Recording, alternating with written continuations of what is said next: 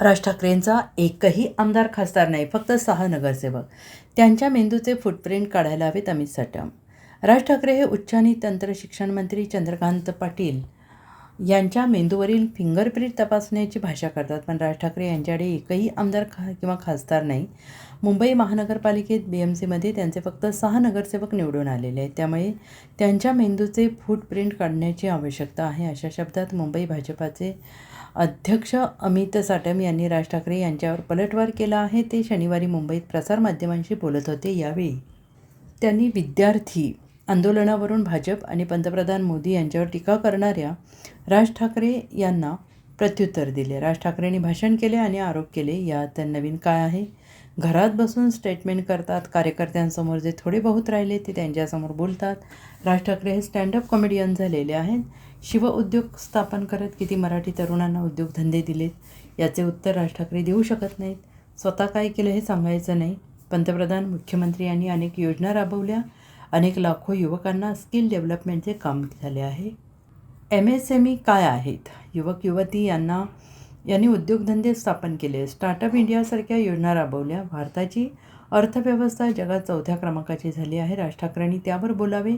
फालतू ॲक्टिंग करण्यापेक्षा मेरिटवर डिबेट करावे.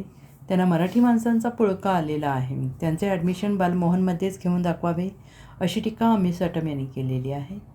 आणि जो व्यक्ती घरामध्ये बसून स्टेटमेंट करतो, आपल्याच कार्यकर्त्यांना एकत्र जमा करतो आणि त्यांच्यासमोर काहीतरी भाषण करतो, जे आता काही थोडेफार राहिले आहेत त्यांच्यासमोर, तर या अशा व्यक्तीची क्रेडिबिलिटी ही महाराष्ट्राच्या राजकारणामध्ये शून्य झालेली आहे. ते एक फक्त मिमिक्री आर्टिस्ट म्हणून राहिलेले आहेत, एक स्टँडअप कॉमेडियन म्हणून राहिलेले आहेत. आमचा उलटा सवाल आहे ना त्यांनी 1996 साली या महाराष्ट्राच्या युवकांकरता रोजगार निर्माण करून देण्याच्या दृष्टिकोनातून जी शिवउद्योग सेना स्थापन केली होती, मायकल जॅक्सनला बोलवलं होतं, मायकल जॅक्सनला नाचवलं होतं आणि त्या कार्यक्रमाच्या चॅरिटी इव्हेंटच्या आधारावरती पैसे जमा केले होते. त्या पैशांवरती किती मराठी तरुणांना त्यांनी उद्योगधंदे दिले, किती मराठी तरुणांना त्यांनी नोकऱ्या दिल्या, किती मराठी तरुणांचं त्यांनी स्किल डेव्हलपमेंट केलं, याचं उत्तर देऊच शकत नाहीत राज ठाकरे. माझी चॅलेंज आहे राज ठाकरेंना. आणि त्यामुळे स्वतः पहिलं काय केलं हे सांगायचं नाही, त्याच्या उलट गेल्या 12 वर्षामध्ये ज्या प्रकारे प्रधानमंत्री नरेंद्र मोदीजींनी आणि महाराष्ट्रामध्ये सन्माननीय मुख्यमंत्री देवेंद्र फडणवीस साहेबांनी वेगवेगळ्या प्रकारच्या योजना राबवल्या, त्या स्किल इंडिया असतील, स्टार्टअप इंडिया असतील, स्टँडअप इंडिया असतील, त्याच्या माध्यमातून या महाराष्ट्रातील अनेक लाखो युवकांना या ठिकाणी स्किल डेव्हलपमेंटच्या माध्यमातून रोजगार उपलब्ध करून देण्याचं काम झालं आहे. गेल्या 12 वर्षामध्ये या देशामध्ये ज्या MSMEs रजिस्टर्ड आहेत त्याचा आकडा डबल झालेला आहे. या MSMEs काय आहेत तर आपले युवक आणि युवती शिकून ज्या वेळेला बाहेर पडतात त्यांनी स्वतःचे उद्योगधंदे स्थापन केले. ते उद्योगधंदे स्थापन करण्याकरता सरकारने त्यांना मदत केली. Skill India, standup India, startup India, make in India सारख्या योजना राबवल्या.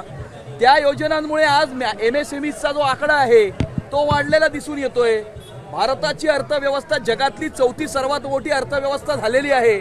आणि त्यामुळे या मेरिटच्या मुद्द्यांवरती राज ठाकरेंनी माझ्याबरोबर डिबेट करावी, अशी माझी त्यांना चॅलेंज आहे.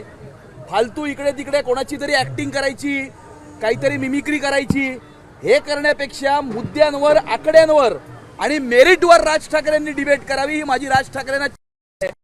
आणि मराठी माणसाचा ज्यांना पुळका आलाय त्यांना मी पुन्हा एकदा चॅलेंज देतो की आपल्या नातवाचं ॲडमिशन बालमोहन विद्या मंदिरच्या मराठी शाळेमध्ये राज ठाकरेंनी घेऊन दाखवावंच.